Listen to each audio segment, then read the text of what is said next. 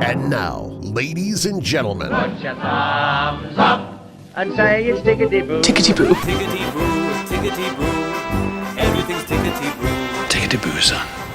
Tickety Boo. Tickety Boo. Welcome to Tickety Boo, the podcast with unscripted conversations from people who've lived it. I'm Andy Griffiths, and alongside Iona Russell and Ian Young, we're three therapists, but more than that, we're three humans trying to make sense of life just like everyone else. In each episode, we talk honestly about our own experiences with mental health, with relationships, with fear, with growth, all the stuff that we don't always say out loud. And we're certainly not here to fix you. We're here to make you feel less alone and maybe give you a few things to think about and some advice that you could use along the way. And in today's episode, we're talking about the stuff we usually keep to ourselves. Guilt, regret, shame, struggles, the inner truths that we carry but we very rarely share. This one's about honesty. It's not about fixing, and hopefully we can take some weight off of some of that stuff that we feel and that we carry. Now, everyone is carrying something they don't say out loud, even if it's, I'm not good enough, I'm not clever enough, whatever it may be. But here's something I think therapists in particular can resonate with. The amount of times we felt like hypocrites for helping other people, but fully knowing that you're still trying to figure it out yourself. Mm-hmm. That's a biggie, isn't it? Yeah. The amount of times I've sat with somebody going, have you not recognised those times when? Part of me is going, hello? Yeah, can you resonate with that? Oh, definitely. Yeah. Definitely. Yeah. It's really, really common, but are you ready to kind of go into this a bit? Because, we're probably going to take a look at parts of ourselves we normally hide behind the mirror. Mm. Mm-hmm. Yep. Let's go. Let's do it. Well, so for you guys, what is it that, you struggle to admit that you don't openly sometimes even admit to yourself? Oh, that's what I was going to say. Admit to ourselves. Yeah, to yourselves. I batter myself quite a bit about shame, things that embarrass me. Oh, really? Yeah, things that embarrass me I tend to process on my own and sort of keep to myself. Mm. When I say that, I've not got anything major going on. But I thought you were referring to your dancing. Absolutely not. That goes to the other end of the spectrum, where I'm almost embarrassed as to how much I love certain aspects of myself. Of all the things you could bring up. Anyway, yeah, sorry, carry on. Well, actually, that ties me in quite nicely because I have two polar opposites that I won't admit. A lot of people will laugh when they hear this. Well, the second part. But the first bit is things that embarrass me, or if I think that I'm going to... You give people an image of yourself which you work hard towards, and then you've got little things in your head that you feel embarrassed about from the past, or things you've said, just things you've overthought. Those are things I have to sort of generally process internally. Sometimes they will make other people feel uncomfortable, which stops me admitting it out loud because I kind of don't want to inflict how I'm feeling on somebody else. Mm-hmm. And then the polar opposite, which is in the therapy room, I tell people that they've got you can't love anybody else until you learn to love yourself and what have you. But if it comes to sort of giving myself praise, I struggle with that. Mm. I don't know. It just makes. It's not that I don't love aspects of myself at all, but I wouldn't openly go out and say I'm great. Like we've got a shared friend that, and he tells himself that, about 20 times every 20 seconds. But that's something I struggle to do. That makes me embarrassed. I don't know why, because I've got plenty of good attributes and achievements that I can share. So do you feel like you're lying to yourself about that then? Probably. It's not sort of... I don't know whether it's sort of a bad narrative I'm telling myself, but if it came to me describing an achievement and trying to people coach and tell them, so I would tell them about the achievement that you made, which was exactly the same as before I tell them about the one that I made. Detract from me, Yeah, take it away from me so I can bring it back to me, so I'm balancing the situation yeah. out. Yes.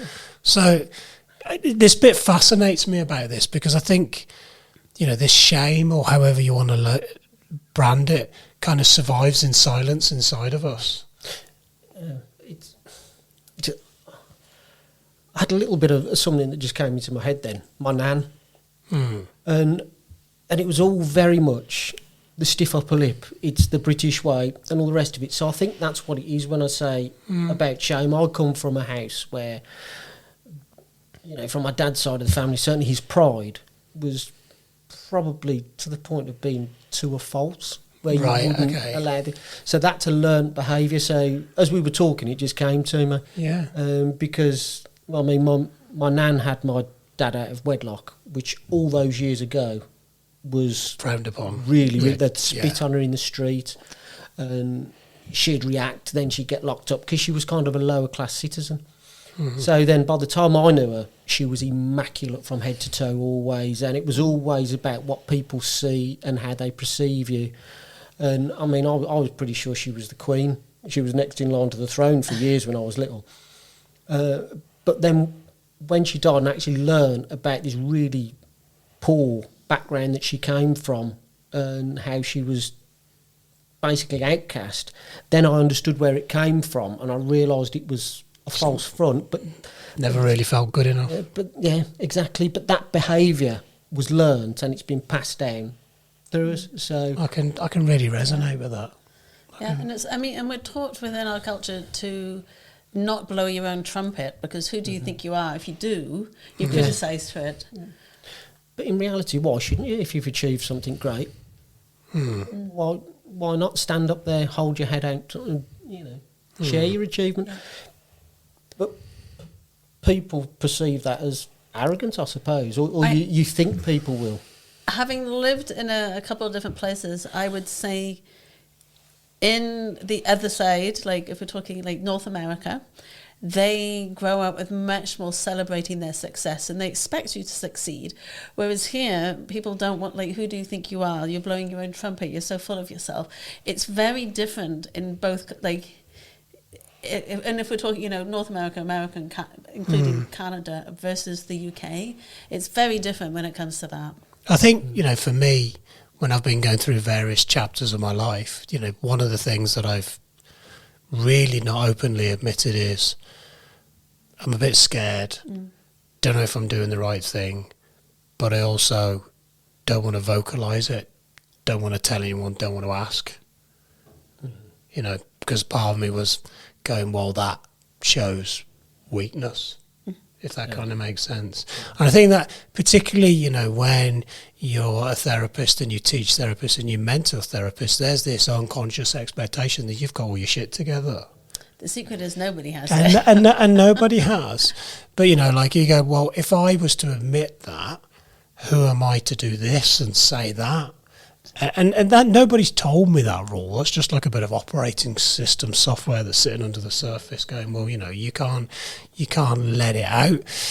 And because your emotions are editing the narrative. Your emotions are going, don't admit it. Don't push. And even when people are going, what can I do? Yeah. What do you need? No, fine. How many times in life has somebody gone, hey, getting on? Yeah, I'm good. And you're anything but good. Everything's fine. Everything's fine. Yeah, clients do. In fact, my last client yesterday, I know she's not good because of what we're working on. How you getting on? Yeah, I'm all right. Really? No, not really. Because it's part of us comes in and goes, you should be able to go, actually, I'm not all right. I am struggling. I'm in this moment, in this phase I find myself in. But we don't, I'm fine. Everything's fine. I think it's fear of ridicule, judgment. I think judgment's quite a big one. Well, and also to be seen as not having it all together. Because as we know, like, I've been a perfectionist. I've, like, all those things with everything, that phone call we had when I got back from Mexico and running my retreat, and I was already in, and in the beginning of a 2-year stint of lots of death, and it's like, you asked me how I am, and I said, I'm fine, and you said, you're not right, and I'm like, yes, I know as a therapist that just saying I'm fine doesn't make it fine, but I was really in that moment going, oh, yeah, that's it, like, I'm fine, I've got it, like, I can do it, and it's that survival, like, if I just hold it together and hold it really tight, then I'll be okay, whereas actually you have to process it, you have to let it out, you have to feel the emotions, and it's that thing of, and I think mine comes from always being the strong one, and I was the eldest in the family, and I took care of my siblings, and so I was always the one who knew better because I was the eldest.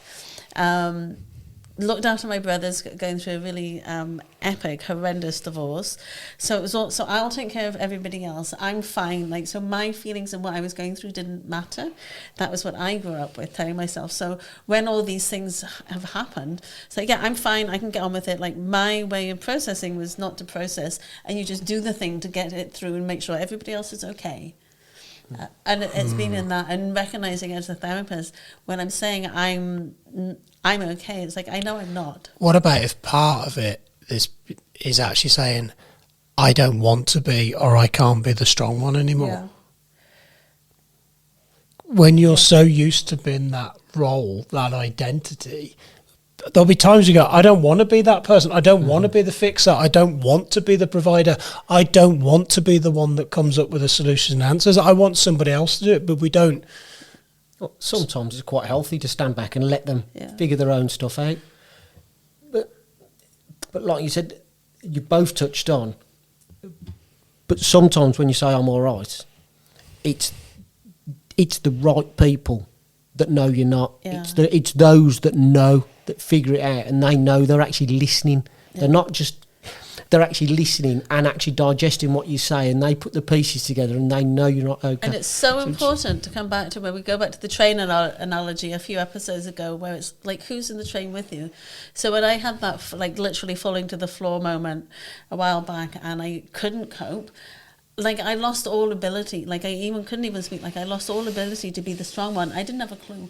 However, the people that were on, like, in the train with me or in my boat, just got on with it and took care of me and told me what to do, supported me, held me. So it's so important, again, with all of these things, with these topics, all of them, is like, who's in the boat with you? I'm thinking of a boat like a lifeboat, or who's in the train with you. And I think we need different people for different roles around us. Yeah, definitely. If that kind of makes sense. Yeah. I mean, some people just fleet in and out, but they were meant to be. Other people are lifetimers. But we've got other people that are roles that are, like, I need somebody to talk to, and you can go talk to that person. But you've got another person on your train that it's not so much going, you can talk to them, but they'll go, let's go do this. Yeah. So you'll have people that come up with solutions, people that get you doing things, people that will plug you into stuff. Yeah. And it's that having those right balance of people around you. Yeah. Because I know if I was ever to speak up, like, I am not good, I need help, I think the number of people that I would speak to at that level is less than 5. It's compared to the amount of people I know in totality, it's single digit. Numbers at that level of vulnerability could be showed to. Yeah. Well, it's like preparing for the zombie apocalypse. Like, I always make these jokes with friends, like the ones who are really practical and could build the fort and figure out how to get water. But it's like literally preparing for your emotional zombie apocalypse or whatever it is. Like, who are the people you're going to choose to have around you who will like take you away to go and do something to help you, or who will be there to talk to you, or like all of these different roles, which maybe aren't as obvious when you're looking, but just be really aware who's around you. And I certainly know that the people in my boat now are very different to the people who've been with me each decade, but also I've changed each decade.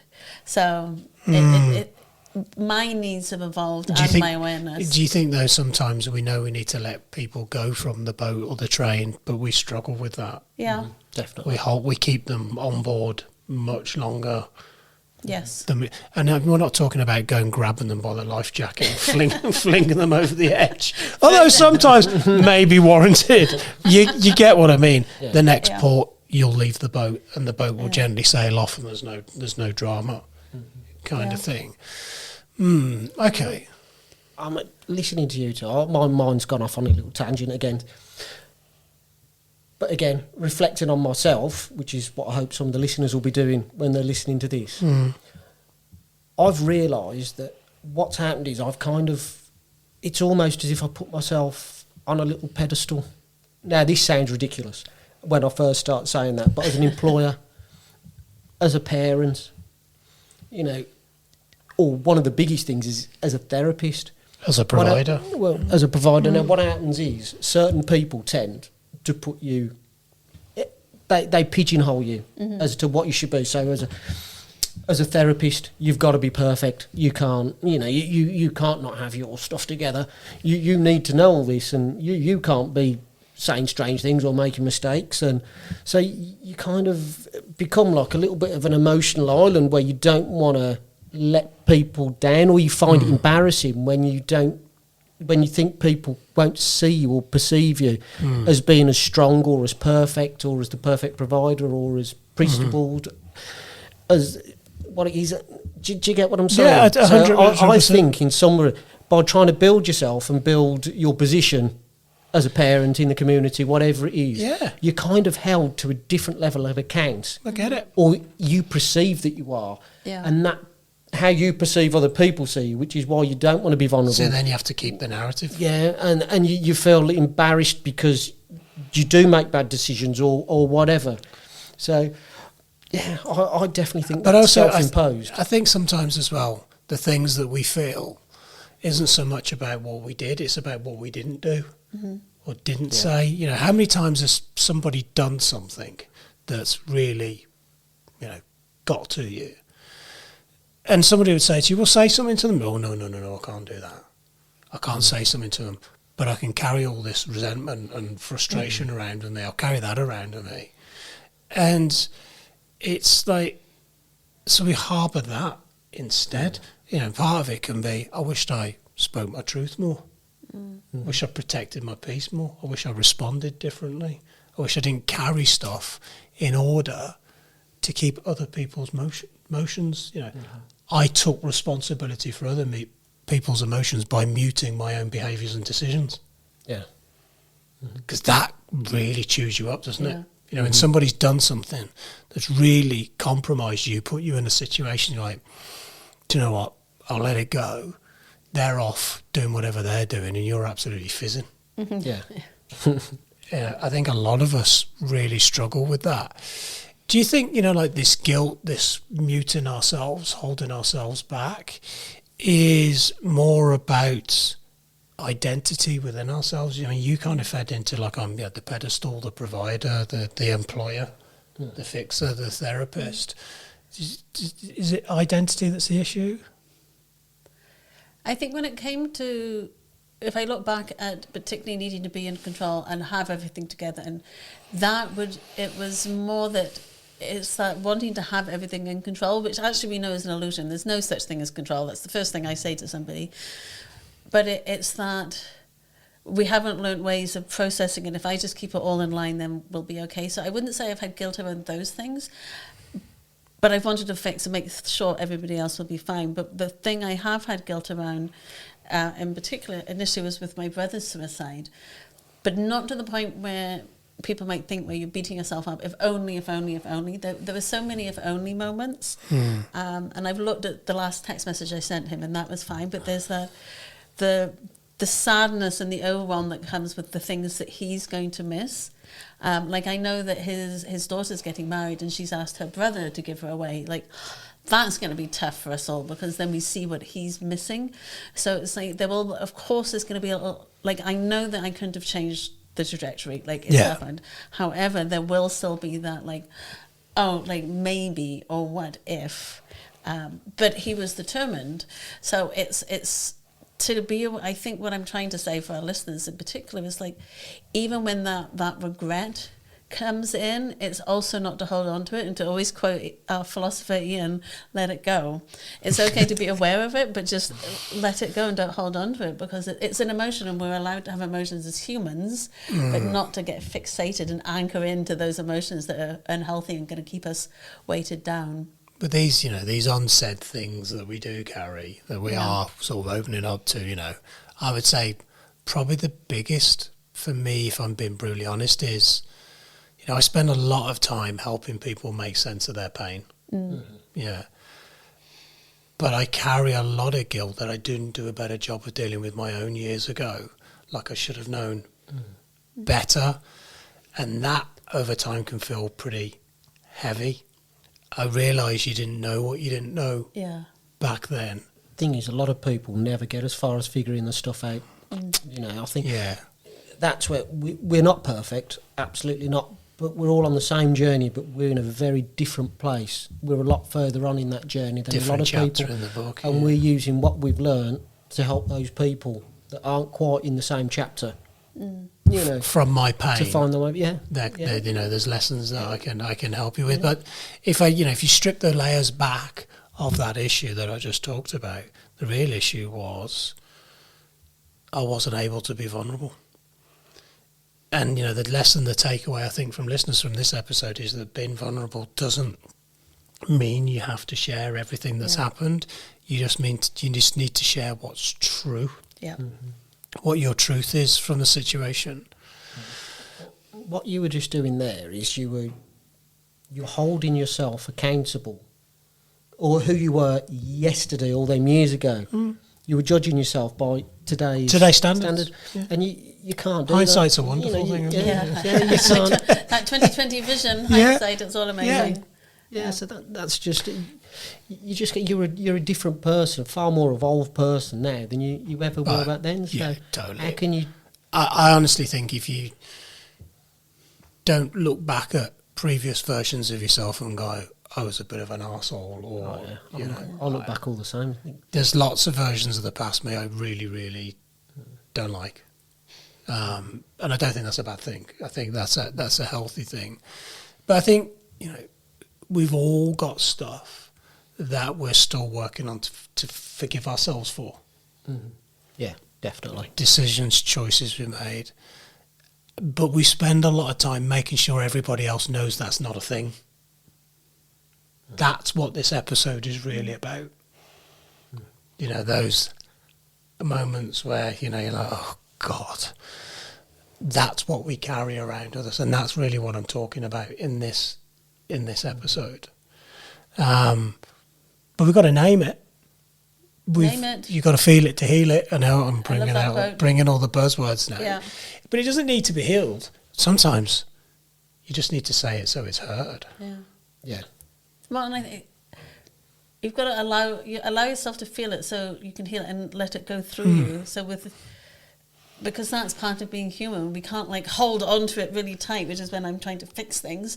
But it's just you let it go and allow the emotions. Yeah. Don't turn it into project pity party. Yeah. Turn it into project, I just need to feel this and release it.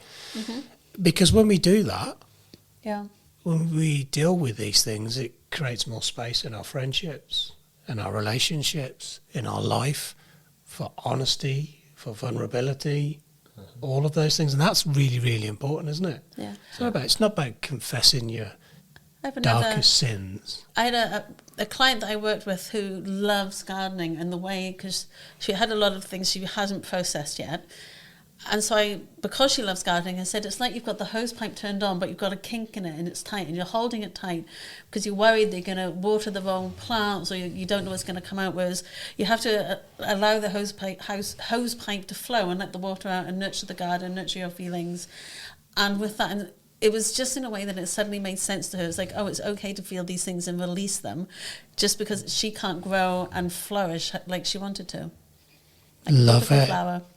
So I think the takeaway, tell me if you don't agree, is to have a word with yourself and stop pretending. Yeah. Do you think that would be a fair observation? Yeah. Yeah. And take the pressure off yourself as well. Sometimes we put so much pressure on ourselves.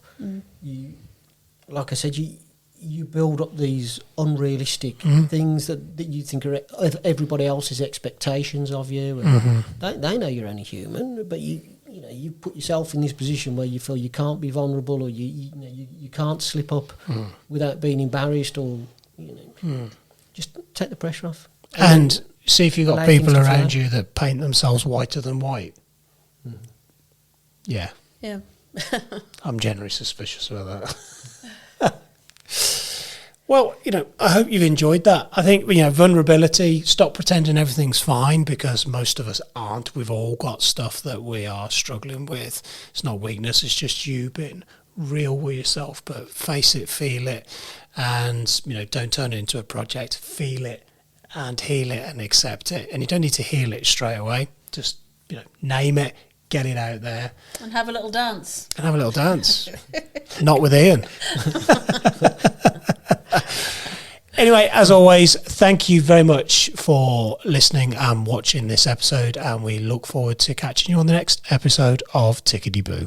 If you or someone close to you needs to access mental health support, please contact your GP, or if it's out with normal office hours, get in touch with NHS 24 on 111. Alternatively, contact the Samaritans on 116 123. All calls are free of charge from any phone. You can also find more support information on the Tickety Boo website, ticketyboopodcast.co.uk.